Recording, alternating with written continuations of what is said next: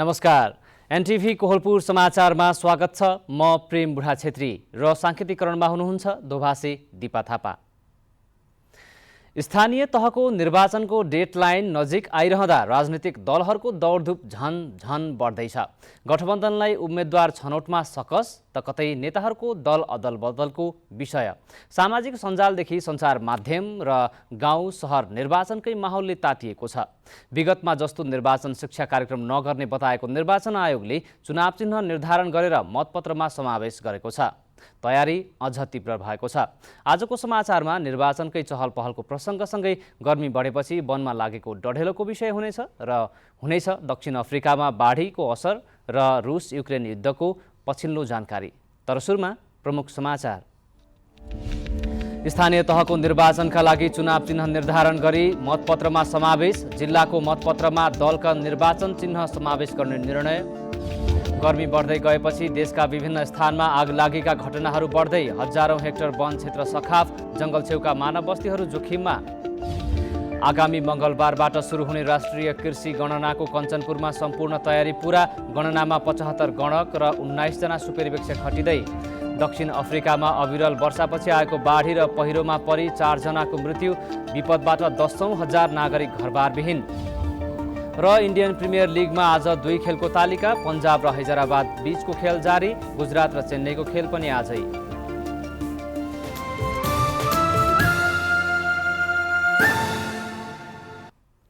समाचार अब विस्तारमा। देशभरका 753 स्थानीय तहको यही वैशाख 30 गते हुने निर्वाचनका लागि चुनाव चिन्हको निर्धारण गरी मतपत्रमा समावेश गरिएको छ। निर्वाचन आयोगका अनुसार विक्रमसम्म 2074 को प्रतिनिधि सभा सदस्यको समानुपातिक निर्वाचन प्रणालीतर्फ प्राप्त मत सङ्ख्याका आधारमा 6 वटा राष्ट्रिय मान्यता प्राप्त राजनीतिक दलको निर्वाचन चिन्ह निर्धारण गरिएको हो। 2074 सालको प्रतिनिधि सभा समानुपातिक निर्वाचन प्रणालीमा भाग लिएका र स्थानीय तहको निर्वाचनमा भाग लिन आयोगमा दर्ता भई राष्ट्रिय दलको मान्यता प्राप्त नगरे पनि जिल्लामा क्रियाशील सम्बन्धित दललाई आयोगबाट यस अघि प्रदान गरिएको निर्वाचन चिन्ह नै प्रदान गरिने भएको छ।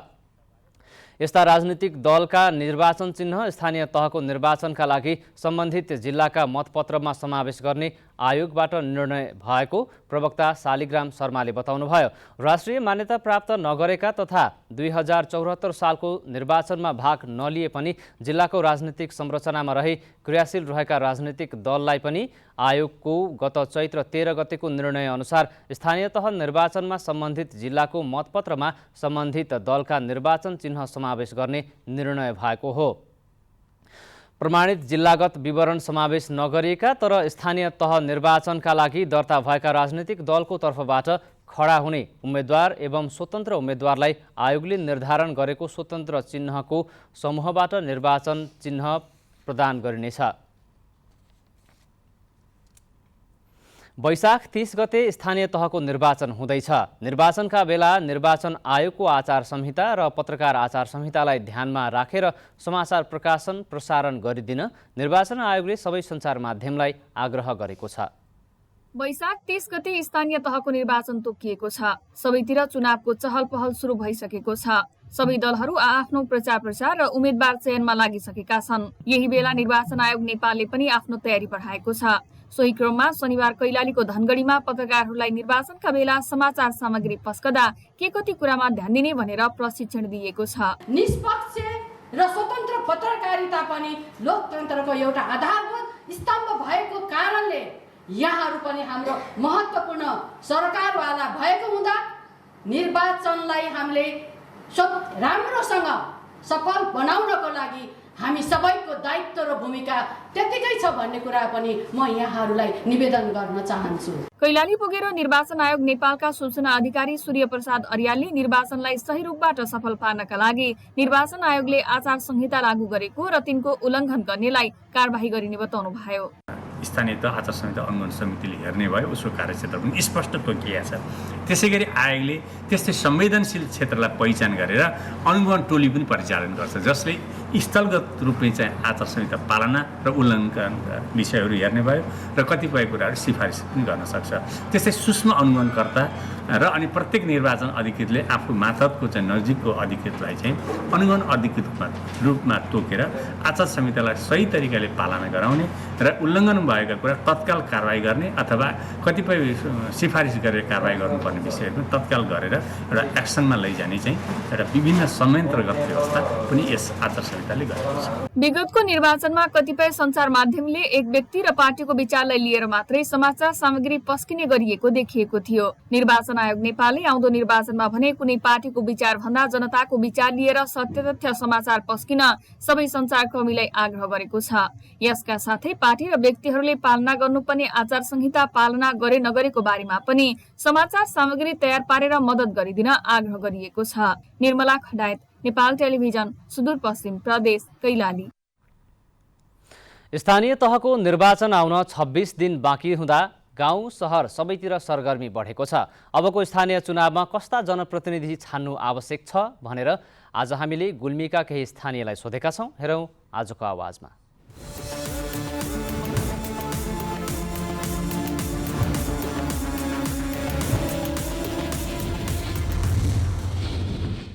भ्रष्टाचार नगर्ने खालको व्यक्ति चाहिएको। अब गाउँमा विकासप्रेमी भ्रष्टाचार नगर्ने व्यक्ति त्यस्ता किसिमका हामीलाई चाहिएको छ। अत्यन्त स्वच्छ छवि र अहिलेसम्म कुनै पनि भ्रष्टाचारजन्य क्रियाकलापमा संलग्न नभएका सामाजिक र विशुद्ध राजनैतिक व्यक्तिहरूलाई नै आम निर्वाचनमा उम्मेदवार बनाउने र भोट दिने गर्नुपर्छ। पार्टीगत रूपमा भन्दा पनि अब स्थानीय तहको चुनाव भन्दा विकासप्रेमी नेतालाई निर्वाचन गर्नुपर्छ भन्ने त्यो त त्यही त हो नि, राम्रो काम गर्ने। अब अरू त के नै हो र। अहिले नेता गोत्तिलो आइदिए हुन्छ, दुखी गरिब हेरुन्, हामीलाई सहुलियत होस् त्यस्तो नेता आइदिनु पर्यो। विकास गर्ने, जता दुखी गरिबलाई हेर्ने, धनीलाई मात्रै नहेर्ने, गरिबलाई पनि हेर्ने, त्यस्तो चाहियो। शिक्षित हुनु पर्यो, अशिक्षित त्यस्तो पुराना हाम भन्ने हो नि नभइदिए हुन्थ्यो। बिए पास गरेको, डिग्री पास गरेको त्यस्तो जनप्रतिनिधि भइदिए त्यसले केही गर्थ्यो। अशिक्षित अब एसएलसी पास गरेका, 8 कक्षा पास गरेका त्यस्ताहरू चाहिँ उठ्ने गरेका छन्। त्यसले गर्दाखेरि देशको विकास हुन झन् दलदल अवस्थामा फस्छ।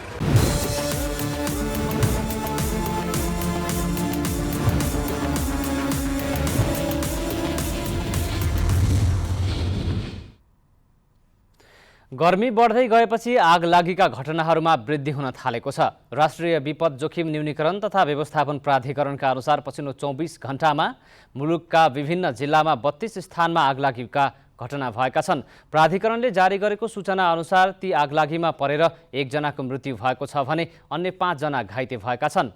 गर्मी मौसम सुरु भएसँगै वन क्षेत्रमा आगलागीका घटनाहरू बढ्न थालेपछि जंगल छेउका बस्तीहरू जोखिममा परेका छन्। विभिन्न स्थानका राष्ट्रिय तथा सामुदायिक वनहरूमा आगलागीका घटनाहरू सुरु भएको जिल्ला डिभिजन वन कार्यालयहरूले बताएका छन्। गर्मी मौसमसँगै हावाहुरीका बेला लाग्ने आगोले वर्षेनी 100औं हेक्टर वन क्षेत्र सखाफ हुँदै आएको छ।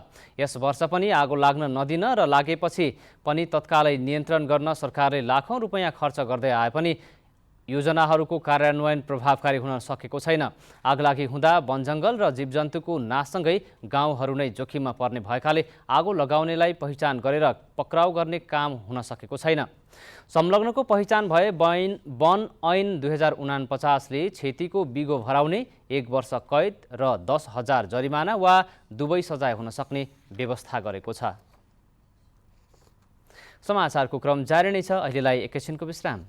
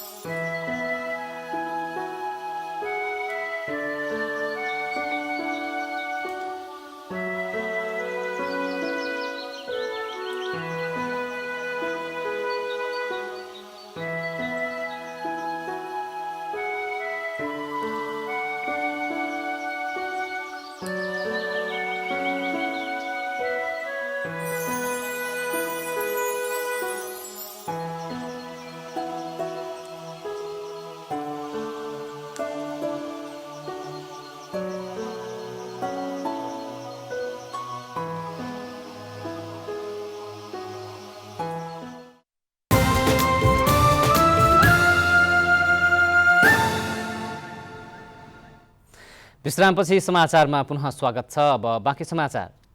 सरकारले आफ्नो लक्ष्य अनुसार कोरोना भाइरस विरुद्धको खोप अभियानमा सफलता हात पारेको बताएको छ। 2078 चैत्र मसान्तसम्म 18 वर्ष माथिका सबै जनसङ्ख्यालाई पूर्ण मात्रा खोप लगाउने लक्ष्य लगभग पूरा भएको स्वास्थ्य तथा जनसङ्ख्या मन्त्रालयका सहप्रवक्ता डाक्टर समीर कुमार अधिकारीले बताउनुभयो। उहाँले गत वर्षको माघ 14मा सुरु भएको खोप अभियानको लक्ष्य लगभग पूरा भएको बताउनु भएको हो। सरकारले यस बीचमा लगभग 95% खोपको पहिलो मात्रा लगाइसकेको छ। त्यस्तै 90% को हाराहारीमा लक्षित वर्गलाई पूर्ण मात्रा खोप लगाइएको उहाँले बताउनु भएको छ। आगामी दिनमा पनि कोरोना विरुद्धको खोप अभियान जारी रहने र खोपको दायरामा नआएका नागरिकलाई खोपको दायरामा ल्याई खोप अभियानलाई पूर्णता दिने सहप्रवक्ता अधिकारीले बताउनुभयो। सरकारले दुःख गरेर पाएको खोपलाई महत्त्वका साथ कसरी प्रयोग गर्न सकिन्छ भन्ने रणनीति बनाएर खोपलाई यथोचित प्रयोग गरिरहेको उहाँको भनाइ छ। सरकारले गत चैत्र 25 गतेदेखि वैशाख 18 गतेसम्म टाइफाइड विरुद्धको खोप अभियान सञ्चालन गरिरहेको छ।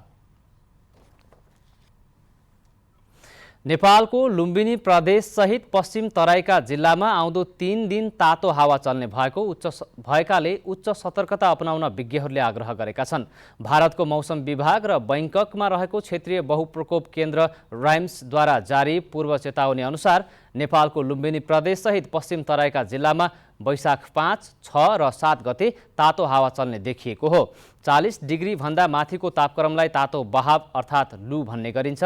जल तथा मौसम पूर्वानुमान महाशाखाले जारी गरेको अभिलेख अनुसार देशका 7 ठाउँमा 40 डिग्री सेल्सियस भन्दा माथि तापक्रम पुगेको छ। यसअघि नै विज्ञहरूले नेपालमा यस वर्ष तापक्रम बढ्नेतर्फ सचेत गराउँदै आएका थिए। जलवायु तथा विपद विज्ञ डाक्टर धर्मराज उप्रेतीले वैशाखको 5 गतेदेखि लगातार 3 दिनसम्म पश्चिम तराईमा तापक्रम अत्याधिक वृद्धि हुने बताउनुभयो। उहाँले नेपालमा हिट वेभ लु सुरु भइसकेकाले सचेत रहन सबैलाई आग्रह गर्नुभएको छ।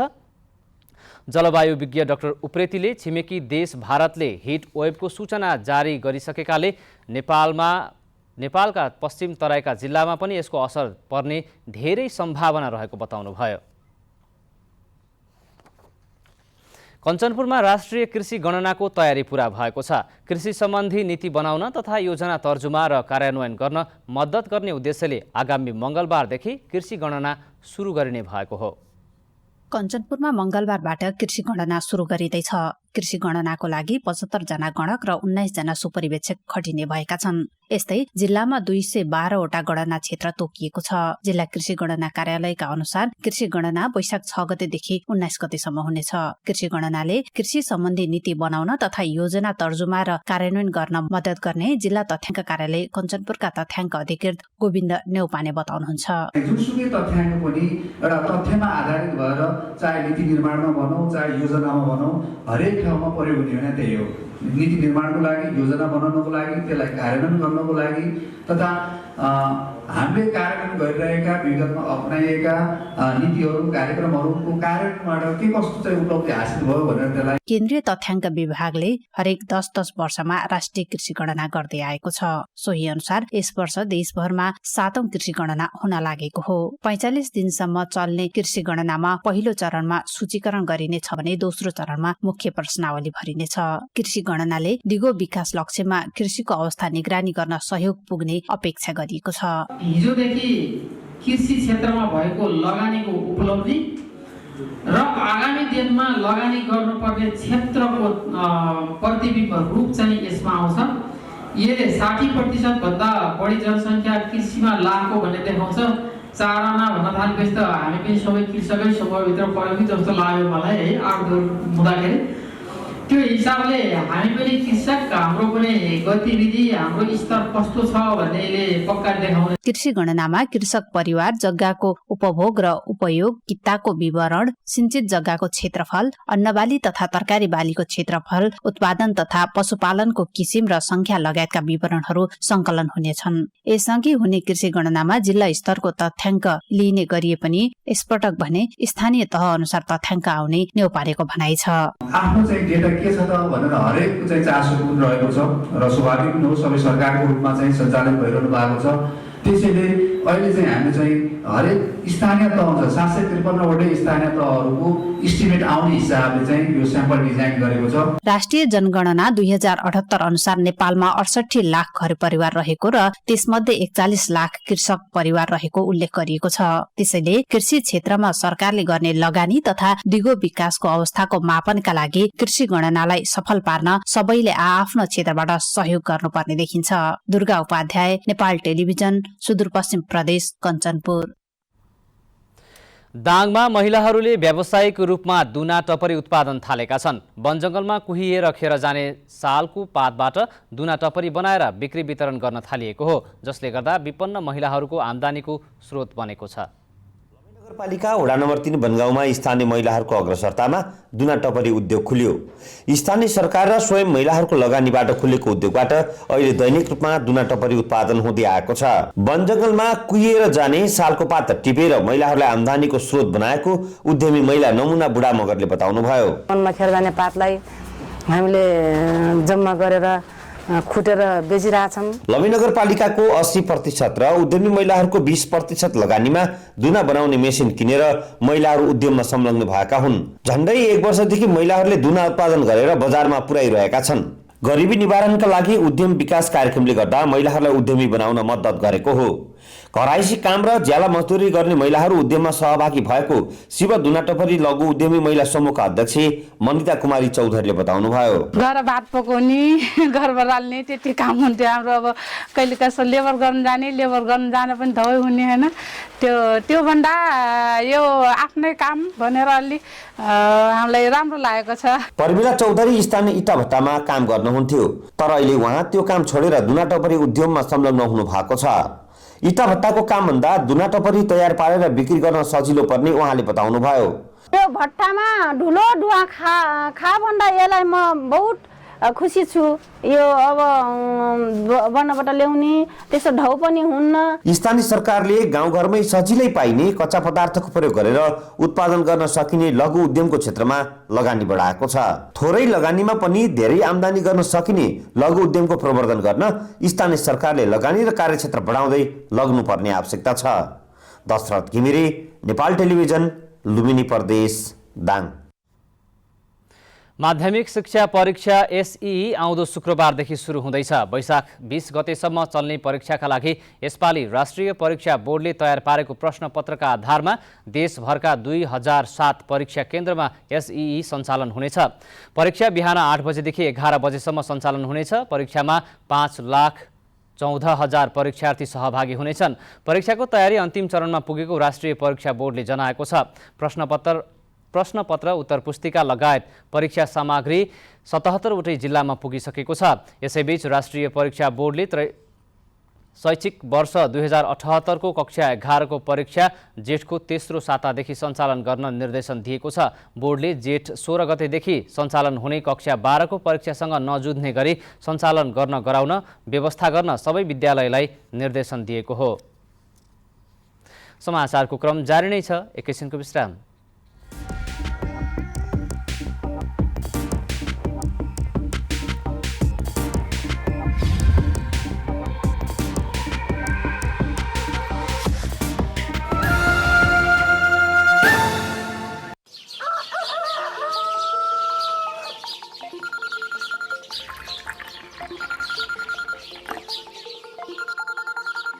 हेलो, नमस्ते सर।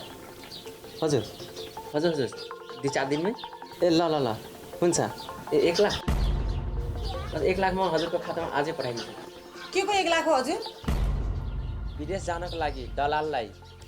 बुझ्दै नबुझी वैदेशिक रोजगारका लागि विदेशमा गएका कयौँ युवा युवती श्रम एवं यौन शोषणमा परि ज्यानै गुमाएको थाहा छैन तपाईँलाई? हो नि, हाम्रो गाउँको अमृत दाई, गीता दिदी, अम्बिका भाउजू यत्रो 7-7 वर्षसम्म हराएको थाहा छैन तपाईँलाई? त्यसैले वैदेशिक रोजगारमा जानु अघि वैदेशिक रोजगारीका बारेमा सम्पूर्ण जानकारी लिएर मात्रै जाउँ।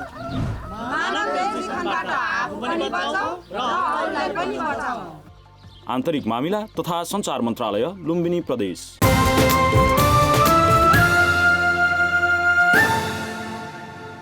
तपाईँ एनटिभी कोहलपुर हेर्दै हुनुहुन्छ। अब बाँकी समाचार। नयाँ वर्ष सुरु भएसँगै पाल्पाका पर्यटकीय स्थलमा पर्यटकको चाप बढेको छ। वैशाख 1 गतेदेखि जिल्ला सदरमुकाम तानसेनसँगै भैरवनाथ मन्दिर, रानीमहल, तिनाउको मरमकोट लगायतका स्थानमा आन्तरिक तथा बाह्य पर्यटकको चहल पहल बढेको हो। नयाँ वर्षमा जिल्लाका विभिन्न स्थानबाट तथा बाह्य जिल्लाबाट पनि पर्यटकहरू घुम्न र वनभोजका लागि पनि पाल्पाका पर्यटकीय स्थलहरूमा पुग्ने गरेका छन्। तराईमा गर्मी बढेपछि पहाडको शीतलतामा रमाउन आफूहरू घुम्न आएको रूपन्देहीका मनोज बस्यालले बताउनुभयो। अहिले पूजा आराधना तथा पारिवारिक घुमघामका लागि जिल्लाका विभिन्न स्थानमा गरी दैनिक 500 बढी पर्यटक आउने गरेको पर्यटन व्यवसायीको भनाइ छ। तराईसँग जोडिएको नजिकको जिल्ला भएकाले गर्मी महिनामा पाल्पामा पर्यटकको चाप बढ्ने गरेको छ। अब अन्तर्राष्ट्रिय समाचार।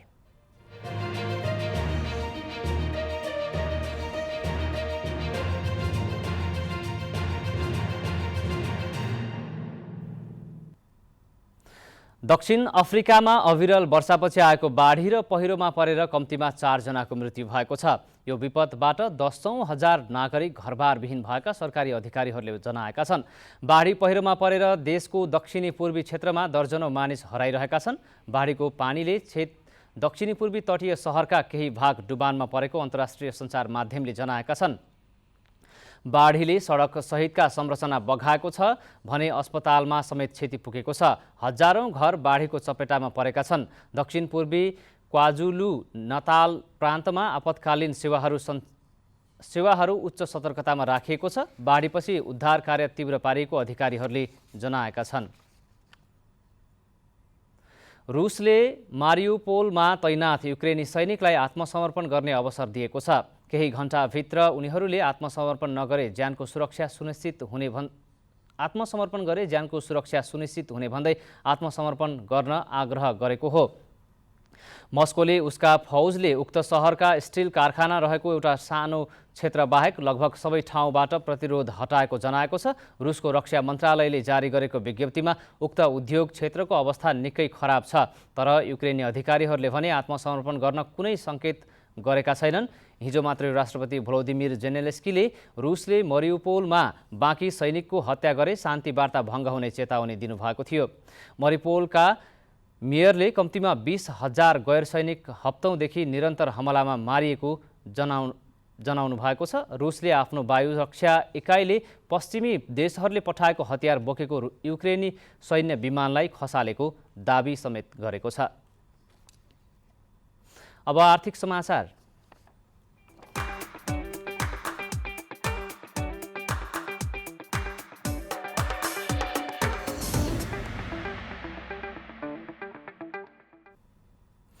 नेपाली नयाँ वर्ष 2079 सालको पहिलो दिनको कारोबारमै शेयर बजार ओह्रालो लागेको छ। शेयर बजार परिसूचक नेप्से आज 29.6 अङ्कले घटेर 2385.64 बिन्दुमा झरेको हो। सबै समूहको शेयर घटेकोमा बिमा, जलविद्युत, होटेल, विकास बैंक, उत्पादन र माइक्रोफाइनान्स समूहको शेयर उच्च अङ्कले ओह्रालो लागेको छ। दोहोरो अङ्कले बजार घटेको दिन 233 कम्पनीका 34,07,000 किता शेयर 1 अर्ब 44 करोड रुपियाँमा कारोबार भएको छ। सबैभन्दा धेरै नेपाल दूरसञ्चार कम्पनीको 49 करोड 94 लाख रुपियाँको शेयर किनबेच भएको छ। आज सबैभन्दा धेरै हिमालयन ऊर्जा विकास कम्पनीको शेयर 10%ले घटेको छ। समग्रमा बजार घटे पनि नेस्डो समृद्ध लघुवित्त कम्पनीको शेयर 10%ले बढेको छ। अब खेलकुद समाचार।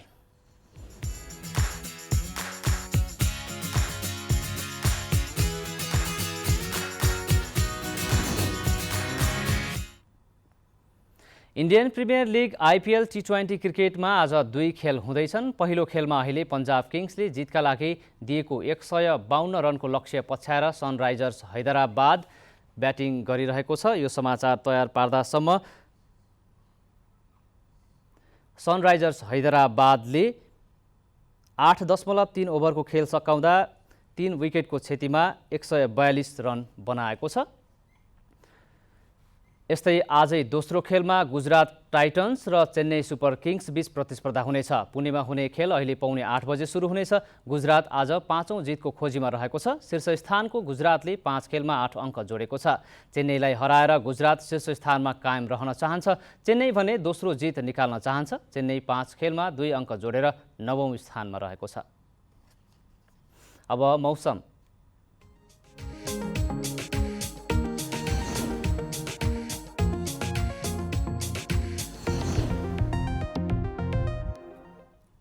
आज देशका पहाडी भूभागमा आंशिक बदली रहे, अन्य भूभागमा मौसम सामान्यतया सफा रह्यो। आज राति देशका पहाडी भूभागमा आंशिक बदली रहे, बाँकी भूभागमा मौसम सामान्यतया सफा रहनेछ। अब मौसम सम्बन्धी थप विवरण।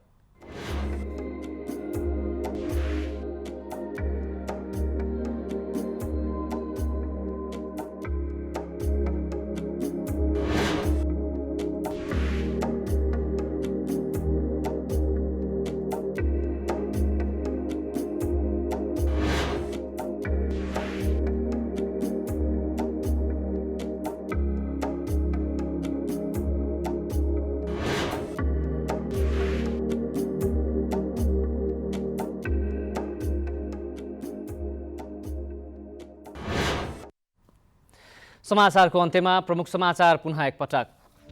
स्थानीय तहको निर्वाचनका लागि चुनाव चिन्ह निर्धारण गरी मतपत्रमा समावेश। जिल्लाको मतपत्रमा दलको निर्वाचन चिन्ह समावेश गर्ने निर्णय। गर्मी बढेसँगै देशका विभिन्न स्थानमा आगलागीका घटनाहरू बढ्दै, हजारौं हेक्टर वन क्षेत्र सखाप। जंगल छेउका मानव बस्तीहरू जोखिममा। आगामी मंगलबारबाट सुरु हुने राष्ट्रिय कृषि गणनाको कञ्चनपुरमा सम्पूर्ण तयारी पूरा। गणनामा 75 गणक र 19 जना सुपरिवेक्षक खटिँदै। दक्षिण अफ्रिकामा अविरल वर्षापछि आएको बाढी र पहिरोमा 4 जनाको मृत्यु। विपदबाट 10,000 नागरिक घरबारविहीन। र इन्डियन प्रिमियर लिग क्रिकेटमा आज 2 खेलको तालिका। पन्जाब र हैदराबादको खेल जारी। गुजरात र चेन्नईको खेल पनि आजै।